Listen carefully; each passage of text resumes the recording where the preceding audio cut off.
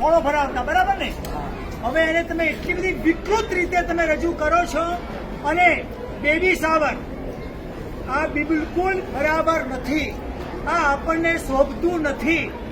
આપણે તો હનુમાનને પેદા કરવાના છે, શિવાજીને પેદા કરવાના છે, આપણે તો યશો વિજય સૂરીને પેદા કરવાના છે. તમે આ રીતે બેબી શાવરની અંદર જે પ્રકારની વિવસ્થા લાવવામાં આવે છે ને, એની મોટામાં મોટી અસર માતા ઉપર અને એમાં રહેલા બાળકના સંસ્કાર ઉપર પડે છે. માટે આ બેબી શાવર પણ જોઈએ નહીં. આ પ્રોગ્રામ બહેનોનો છે, એમાં ભાઈઓ હોય જ નહીં. એની અંદર તમે ભાઈઓ જોડાવા લાગ્યા, એના ફોટા પડાવવા લાગ્યા. આ બિલકુલ બરાબર નથી.